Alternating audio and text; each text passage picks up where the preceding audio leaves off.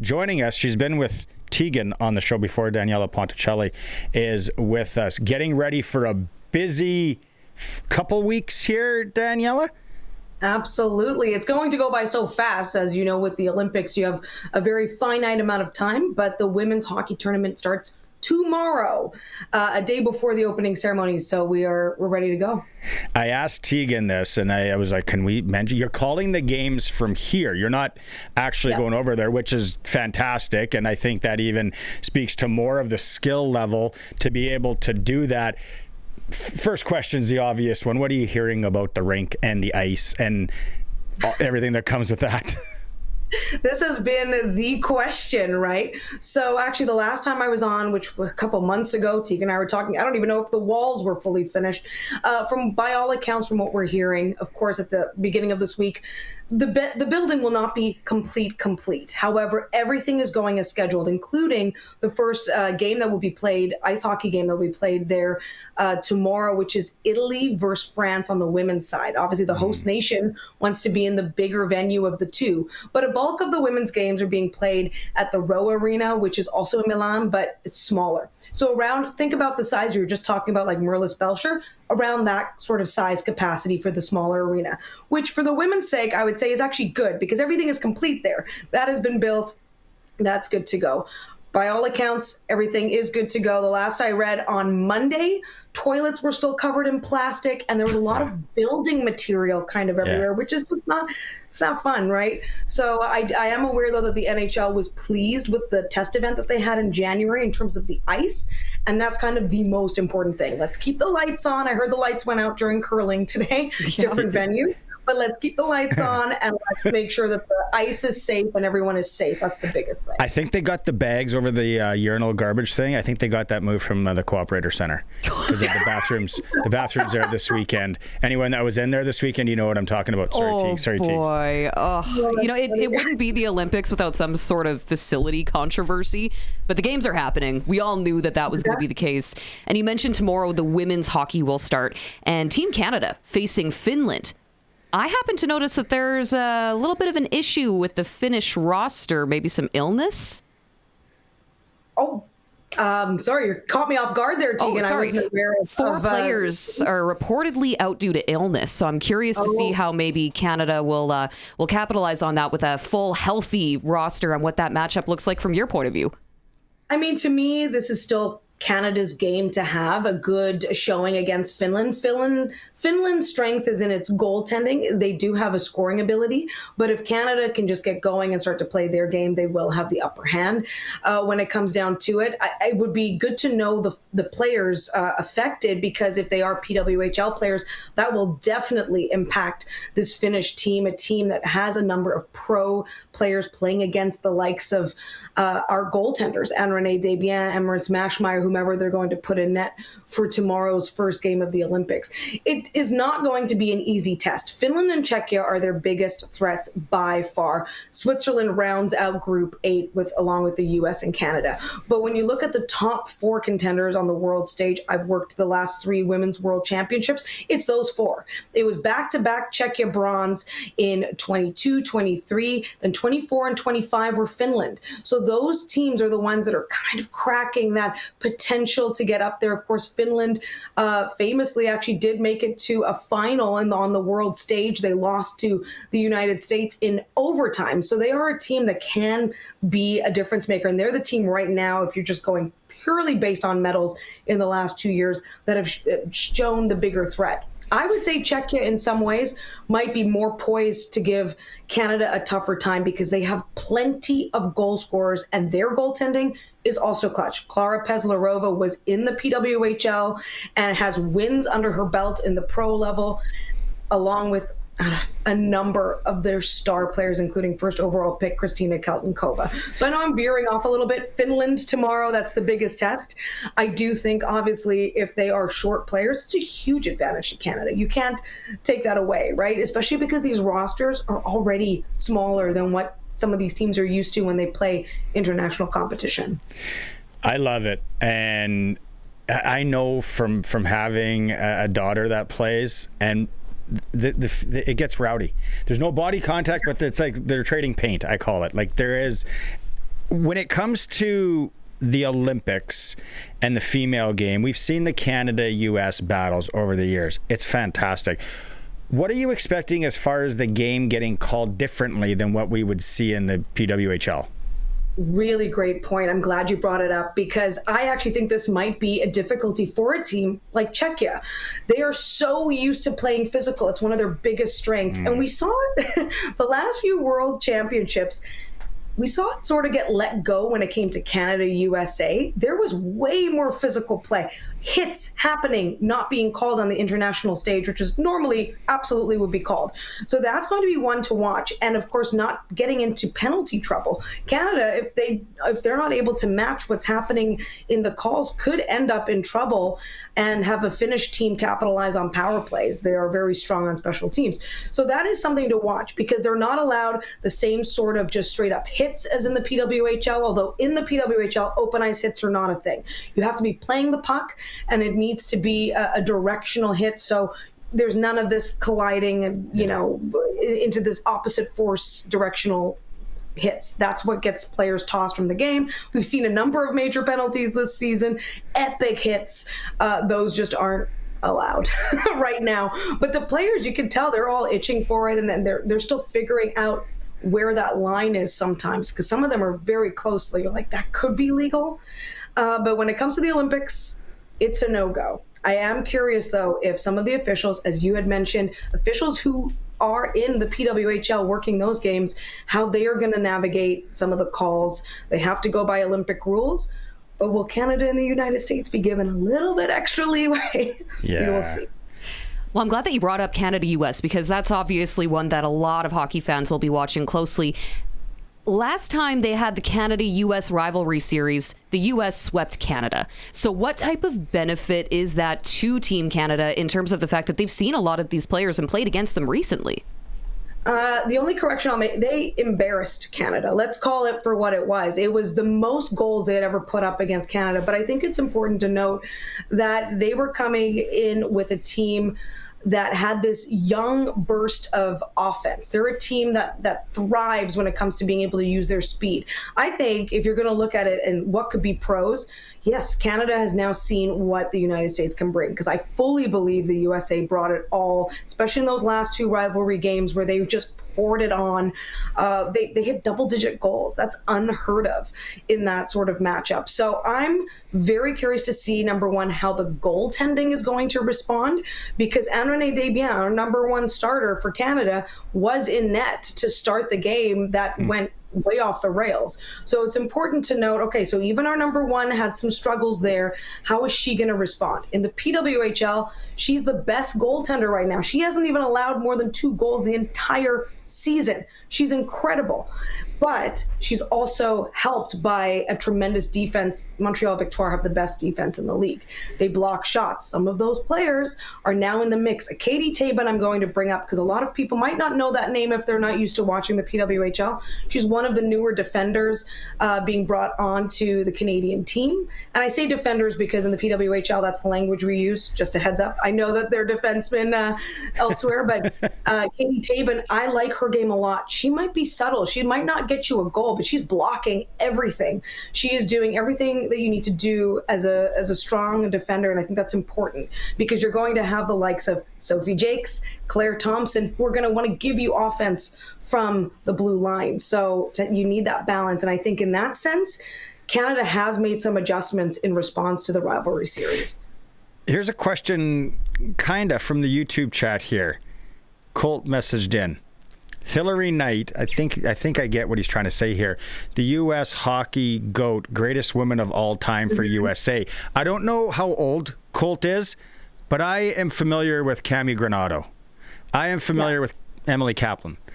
What if you're going to go maybe a GOAT, female hockey, Hillary Knight's got to be up there. What are your thoughts? She is. And she has been the face of USA hockey for the last 10 years, if not more. So I completely understand where he's coming from. She is USA Hockey. This is her 5th and final Olympics. She has made that very clear. So, of course, you've now set the bar. You want your captain to go home with gold, and they are poised to do that. I will say this, when you look at her overall production, okay, just going by the numbers in the PWHL, she's not quite what she was at last year. She had her best season. She led the league in points. This season, a little different, but you have to think she's working with new people on a brand new team as the captain of the expansion, Seattle Torrent. So I almost don't want to look too much at that. She absolutely shines on the international stage, much like Marie-Philippe Poulin, right? Those are two captains who, if you need something, if you need them to dig deep, they're going to do it. So I'm with them on that.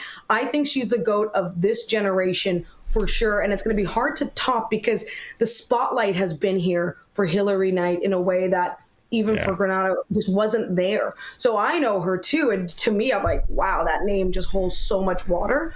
But I completely understand if some of those heroes of the game don't get the same shine just because finally there's the spotlight on women's sports. Colt's 30 years old. By the way, he just messaged in. Colt's never lived without a cell phone. He doesn't know what it's like. No, I feel like the first 10 years, he's not an iPad baby for sure. You bring up such a good point, though. I mean, today is, after all, Girls and Women in Sports Day, and this is why we have a stacked and very impressive women-based lineup in our show today. But I wanted to ask you, when it comes to the shift in tone that we're seeing in terms of coverage and shining the spotlight on these absolutely incredible hockey players, now it's kind of the passing of the baton, and I want you to specifically look at Abby Murphy with us. Breakout star. She has been making some headlines, and that is a name I think a lot more people are going to be familiar with after this Olympic tournament. Absolutely. Or sorry, I thought we were going to see the clip because it's so good. There we go. There it is. Yeah. Oh, it's just beautiful. So she was on the assist, showing off her skill. And she has been someone that anybody who knows anything about women's hockey has heard this name. We weren't sure if she was going to declare for this year's draft, but because she had that COVID year where you could potentially take the extra season, she is of the final group doing that. So she's in her 6th year in the NCAA. 5th or 6th. My apologies. I should double check that. But she's extended by 1 year because of that. And the point is, she is just so skilled. Look at it. Oof. Just gorgeous. Now, I'm excited because we know she's going to declare for next year's draft. And it's really going to come down, a lot of people are saying it's going to come down to her and a defender on Team USA, Caroline Harvey, who is on the Olympic roster yet again. And the two of them, they're veterans at such a young age, in their early 20s when it comes to international play and all they're able to do. So it'll be interesting. It'll be one of the two of them, and it's going to depend which team, of course, gets the first overall pick and their needs. Do they need another incredible goal scorer? Do they need some better defense that can produce on their back end? So there's a lot of things up in the air. I find her very interesting, very fun to watch. She's so skilled. She's also got an edge. So if you like that, and I think a lot of hockey fans do, I think you're going to love an Abby Murphy on your team. She's a bit of an instigator at times. She gets under people's skin. And I feel like a lot of Abbies in our league are like that. Abby Rock is like that too. So, well, I know she had an interview with Emily Kaplan, and she said, "I consider myself to be the Brad Marchand of women's hockey." There you go. Yeah. Matthew Tkachuk. And I think that's a really good analogy. Yeah, I love it. I live with one of those. my 13-year-old. I think it's awesome. Exactly. And that's the thing about this league is you get all personalities and it makes it great. You know, you don't just have one type of player. So she's going to be a great addition. Daniella Ponticelli joining us here on the Western Pizza Guest Hotline. She's calling the Olympic women's hockey games. I got to ask you, since it is National Women in Sport Day, idolize. Who did you idolize growing up as a female broadcaster, and maybe who do you nowadays? Yeah, it's tough thinking about the growing up part because I'm always at a loss. I also wasn't someone as a kid who watched a ton of sports. I was super into my dance and gymnastics stuff. Like, I was doing my own thing. I wasn't at home watching sports, and I never even thought sports were for me or that I would ever have a place in it until I started getting into media work, and I started behind the scenes doing camera work, doing everything, curling, football, hockey, and then eventually found my way into play-by-play. It's a long story that involves working fringe sports like roller derby, but that was the starting ground for me. It was something that I was very comfortable with, and then it just exploded. It was such a passion of mine. I'm like, I can't ignore it anymore. So it's tough to think back to when I was younger and like a female, because I don't even know really where those influences are. I will say now I'm a huge fan of Doris Burke, have been for a long time, and my contemporaries. Like I look at the likes of Cheryl Pounder, who I get to work with, Becky Keller, who I get to work with. Kenzie Lalonde and I are going to be the first ever female play-by-play announcers calling Olympic hockey on television in Canada. And I would actually venture that that probably is beyond just Canada. Yeah. But the point is we now have 2 female pairs calling Olympic hockey. That has never happened before. And it's because we're at the right time coming into this, both all of us skilled as a group of 4 and getting to do our craft every single day, which is huge. That just wasn't happening before. So, I'm going to look to my contemporaries on that. And I feel like I'm missing some. Obviously, Botterill, just the fact that she's in there and she's always been surrounded by men and, is doing her thing. And whether you agree or disagree with her opinions, she's just such an incredible player and has done so much for this country as well. Cassie Campbell-Pascal, how can I forget her? Leah Hextall, who was the first to do a lot of broadcasts in the United States. There are so many women, and I'm just so fortunate that in a lot of cases, we're contemporaries. We're actually doing this all together, and I'm thrilled about it.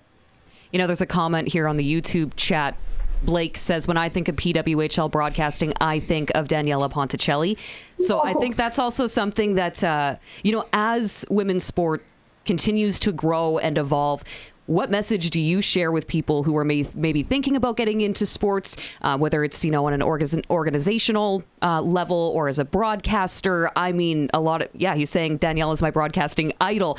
Does it feel strange that people are looking up to you now? What do you say to them, for those women who are? Because I still always consider myself, and I hope this never changes, just a student, right? I joke with Becky Keller. I'm like, every time I work with you, I learn something new, and I'm like, I hope that never changes.